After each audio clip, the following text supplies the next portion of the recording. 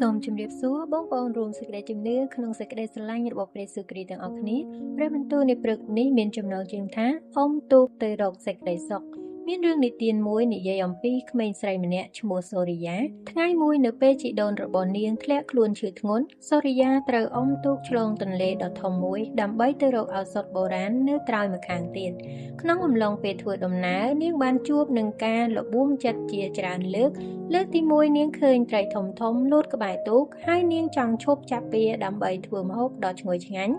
លើកទី2នាងឃើញផ្កាឈូកដ៏ស្រស់ស្អាតហើយចង់ឈប់បេះវាដើម្បីកម្សាន្តប៉ុន្តែសូរិយាបាននឹកចាំពីពាក្យឪពុកម្ដាយរបស់នាងដែលតែងតែអប់រំតាមសុភាសិតខ្មែរមួយដែលពោលថាហត់ទឹកសម្លឹងកាទាញច្រវាខ្វាក់សម្លឹងត្រើយនាងក៏បានសម្រេចចិត្តបោះបង់ការសប្បាយបណ្ដោះអាសន្នហើយផ្ចង់អារម្មណ៍អុំទូកទៅដល់គោលដៅ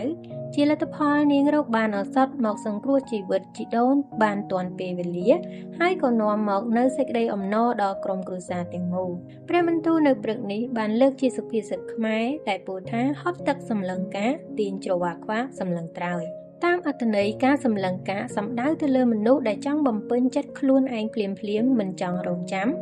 ការសម្លឹងត្រើយគឺជាការអុំទូកដោយសម្លឹងមើលតែត្រើយដែលមានន័យថាការរក្សានៅចក្ខុវិស័យឬទិសដៅរបស់ខ្លួនដោយមិនងាកឆ្វេងឬស្ដាំឡើយក្នុងព្រះគម្ពីរសុភាសិតចំពុក12ខ20បានចែងថាការឆក់បោករមែងនៅក្នុងចិត្តនៃមនុស្សដែលគិតគូរការបង្កើតអាក្រក់តែមានសេចក្តីអំណរសម្រាប់មនុស្សដែលប្រឹក្សាឲ្យមានសេចក្តីសុខអាមែនព្រះបន្ទូលនេះបង្ហាញយើងពីមនុស្សដែលគិតបង្កើតល្បិចកលបោកប្រាស់ឬបង្កចំនួនអ្នកនោះឯងគឺជាអ្នកដែលកំពុងបំផ្លាញសេចក្តីសុខក្នុងចិត្តរបស់ខ្លួនឯងផ្ទុយទៅវិញអ្នកដែលផ្ដល់ប្រឹក្សានិងផ្សះផ្សាគេអ្នកនោះនឹងនាំមកនូវសេចក្តីសុខដល់អ្នកដទៃហើយក៏ទទួលបានសេចក្តីអំណរសម្រាប់ខ្លួនឯងដែរសូមបងប្អូនមើលទៅព្រះគម្ពីរលោកុបាតចំពុក25ខ29ដល់34អំពីលោកអេសាវនិងលោកយ៉ាកុបលោកអេសាវដោយសារតែភាពស្រែកឃ្លានមួយពេលគាត់សុខចិត្តលក់សិទ្ធិជាកូនច្បងដែលជាព្រះពរមកពីព្រះជាម្ចាស់ដើម្បីដូរយកតែសម្លមួយចានចំណែកឯលោកពេត្រុសវិញការដែលគាត់សម្លឹងមើលព្រះយេស៊ូវគាត់អាចដើរនៅលើទឹកបានតែនៅពេលដែលគាត់ងាកទៅសម្លឹងមើលរលកនិងព្យុះគាត់ក៏ចាប់ផ្ដើមលិចចុះដូច្នេះក្នុងនាមយើងជាគ្រីស្ទបរិស័ទតើធ្វើដូចម្ដេចដើម្បីអុំទូកជីវិតឲ្យទៅដល់ត្រើយនៃសេចក្តីសុខរបៀបនោះគឺទី1ចូលរាប់ការងារជាការបម្រើព្រះគម្ពីរកូឡូសចំពុក3ខ23បានចែងថាហើយការអ្វីដែលត្រូវធ្វើក៏ដោយចូលធ្វើឲ្យអស់ពីចិត្តទុកដូចជាការធ្វើថ្វាយដល់ព្រះអម្ចាស់មិនមែនដល់មនុស្សទេមិនថាបងប្អូនជាសិស្សជាអ្នកធ្វើការឬអ្នកជំនួញចូលធ្វើការដោយភាពត្រឹមត្រូវ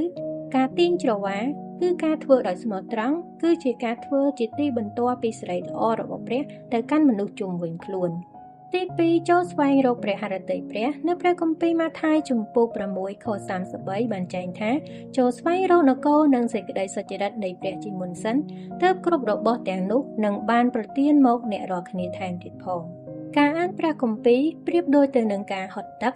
កុំអានឲ្យតែចប់ប៉ុន្តែត្រូវតែសម្លឹងមើលការគឺជាការស្វែងរកសារធាតុចិញ្ចឹមខាងព្រលឹងវិញ្ញាណរបស់បងប្អូនមកអនុវត្តនៅក្នុងជីវិតប្រចាំថ្ងៃ